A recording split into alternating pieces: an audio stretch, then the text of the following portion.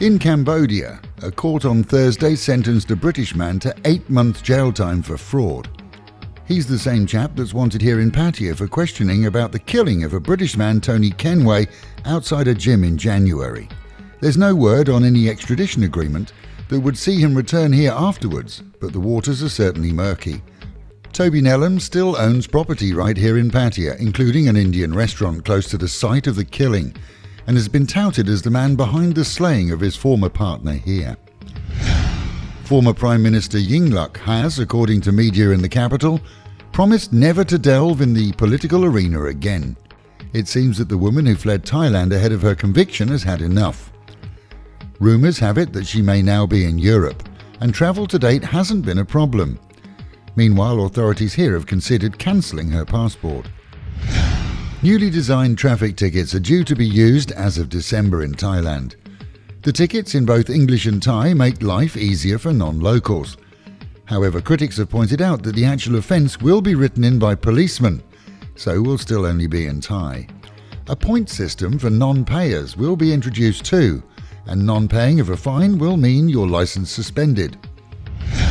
20 Thais were refused access to a flight to Korea this week. All were questioned and found to have been travelling on the promise of work as domestic workers from an internet-based website.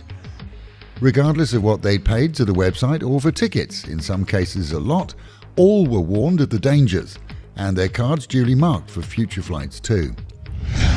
Flights into Thailand from overseas could be delayed today after a global network crash saw flights from numerous airlines delayed in airports elsewhere around the world.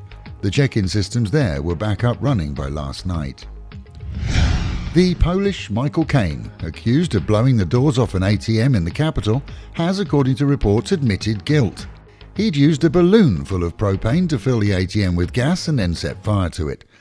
With much of the money singed or burned, he got away with just over 300,000 baht, but faces 20 years in jail.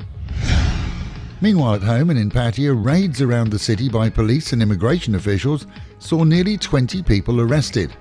The lineup, a pretty grim bunch, included Ugandans, Iranians, British, Nigerians and Indians, all taken to the station on various charges, running from overstays through to drug dealing and prostitution. The multi-raid evening was the result of a longer undercover investigation, and more arrests are expected. Work on Pattaya Klang, which is Central Road to Berry Power Cables, is doing well, seeing the underground work delaying traffic, but already having the run from the Sukhumvit through to Third Road mostly complete.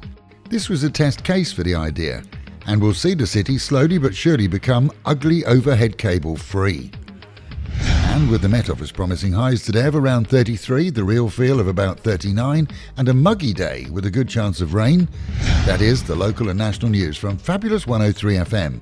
First every day with news from Thailand and Pattaya in English on radio and television.